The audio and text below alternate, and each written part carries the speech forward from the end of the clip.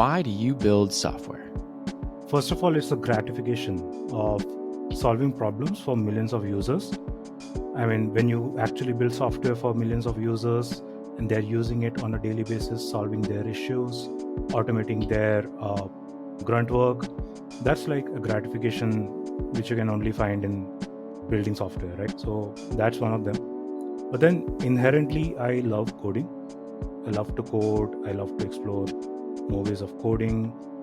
And on top of that, it's a creative work and it forces you to think on a regular basis. I mean, you cannot code without thinking and build for millions of users. So that's something which I love a lot about building software. Who is your cheerleader or your support system? I would say it's my family, and they have supported me throughout my decisions. I mean, initially they were not very keen about me joining startups, but eventually they came around, they saw what I'm doing there and how it is shaping my life, and they were happy about it, and they were actually supporting my decisions there. Best advice you have ever received? I think this is something which I heard from a video, and it has kind of stayed with me forever. So it's a quote that the person says that you don't get what you deserve, but you get what you negotiate for. Like, if you keep saying that you will get what you deserve, that's not something which might happen to you. But if you negotiate for it, it will happen to you. Any tech or any tools that you're using to help solve everyday problems? Tools and tech, okay, there are many of them, I guess.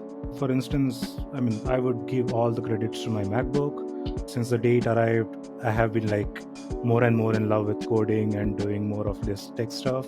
It's just smooth. It's too good for like the activities as well as, your tech work. So apart from that, I use Obsidian a lot for note taking, etc. Initially, I used to use Notion, but I have migrated to Obsidian now.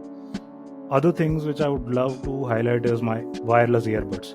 So, I mean, any sort of odd jobs that I'm doing at home, it keeps me engaged, like listening to podcast or something while I am like cleaning my house, arranging my clothes.